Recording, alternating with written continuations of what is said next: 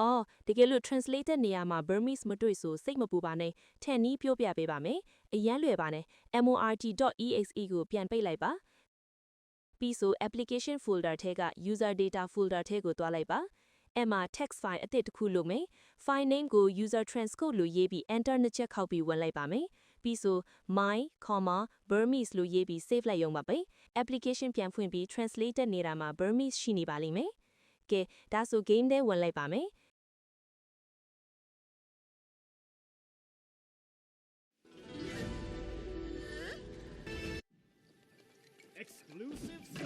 ရောက်ပြီဆို application က desktop နှစ်ခုပွင့်နေပါမယ်ဒီအသေးလေးထဲဝင်လိုက်ပါပြီးဆို ORC area တတ်မှတ်ဖို့ ORC area ဆိုတာလေးကိုနှိပ်လိုက်ပါမယ် Quite the crowd at the ပြီးဆို arena. game ထဲက Mrs. Fong. original စာရင်းပေါ်မေးနေတာလေးကိုရွေးပြီးထားလိုက်ပါ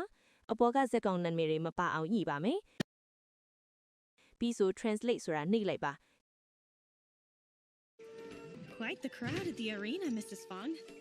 A few new faces in the mix ကဲ too. မြန်မာစာတန်းတော့ထိုးနေပါပြီ Fine wine bringing so many people to Tingha. အပေါ်ကြီးမှာလမ်းကြည့်နေရဆိုအောက်ကိုရွှေ့ပါမယ်